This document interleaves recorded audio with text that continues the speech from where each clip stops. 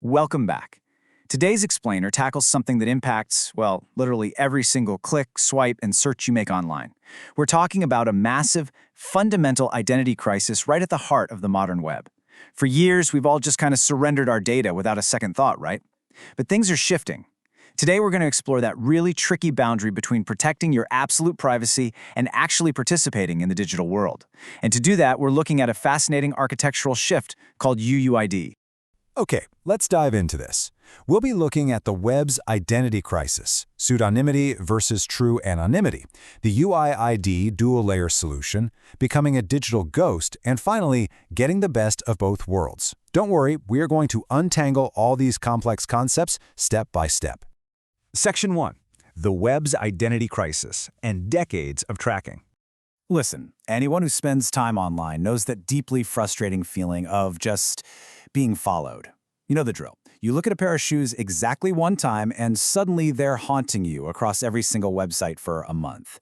The internet's default business model for decades now has literally been built on tracking, profiling, and stitching all your data together. The old web architecture essentially relied on cross-platform profiling. Every site you visited, just another puzzle piece helping massive corporations build this master profile of exactly who you are, what you buy, what you think. It's invasive, it's totally exhausting, and frankly, it has created an absolute urgent need for a completely new architectural standard. So in response to all this, we've seen the rise of decentralized architectures and self-sovereign identity, or SSI principles. But the real game changer that we're focusing on today is Universal Integrated Identity, or UIID for short.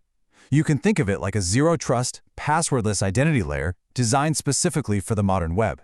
Its entire, absolute purpose is to give you, the user, control back over your own digital footprint. But to understand how it actually pulls this off, we first need to understand the tools we have at our disposal.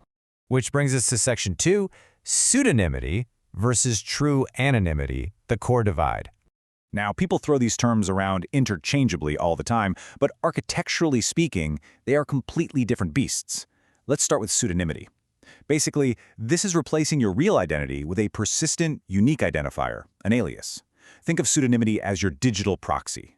When you use a gaming handle, a public crypto wallet address, or an app-specific profile, you are acting pseudonymously. The platform remembers you. It knows your preferences, your settings, your past transactions. It's consistent, sure, but it's not actually your real name. On the flip side, we have true anonymity. This means processing data or interactions so that an individual is completely, 100% unidentifiable. If pseudonymity is like wearing a mask, anonymity is being a total ghost. You leave absolutely no trail. It's the digital equivalent of dropping a $20 bill into a physical tip jar or reading a public newspaper on a park bench. The system doesn't know who you are, and it has literally no way to connect what you are doing right now to what you did 5 minutes ago. When we put these two side by side, the stark contrasts really jump out. Take reversibility, for example. Pseudonymity is technically reversible because a master link exists somewhere in the background. Anonymity? Totally irreversible. But what's really interesting here is the regulatory status. Because a pseudonym can technically be cracked or re-identified if someone gathers enough contextual clues, it's actually still classified as personal data under laws like the GDPR. Anonymity, however, falls completely outside that scope because, well, no personal data actually exists to protect in the first place. Moving on to Section 3, the UIID dual-layer solution, featuring state-of-the-art pseudonymity. So how do we actually implement this in the real world? Well, UID achieves this incredible level of privacy through a really brilliant dual-layer structure.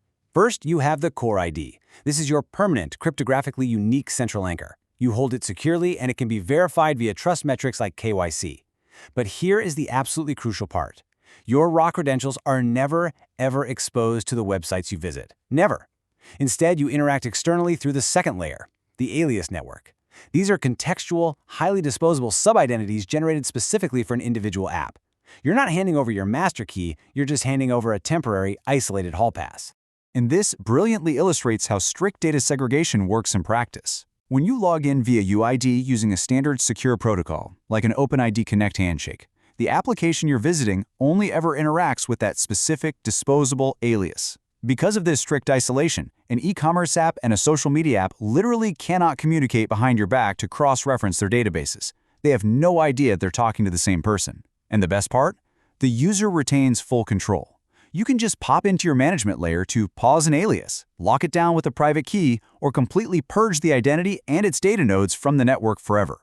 All right, Section 4, Becoming a Digital Ghost and UIID's Roadmap to True Anonymity. But hey, what if you don't even want a temporary alias? What if you want absolutely zero connection? There's a quote from the source material that hits the nail on the head here. It says, sometimes you just want to browse, read, or test a service without creating a permanent account or leaving an architectural crumb. And you know, that is incredibly validating. We all just expect basic website functionalities, like tossing an item into a shopping cart or tweaking a dark mode theme, to work perfectly without the site demanding our life story or acting instantly amnesic the second we click to a new page. UIID actually solves this dilemma through this super clever 3-step smart tag framework. Step 1 is silent session detection. This is just a secure background check to see if you even have an active UIID session, and it totally avoids those annoying screen-flashing redirects. If nothing is found, boom, we move to Step 2, ephemeral ghost identities.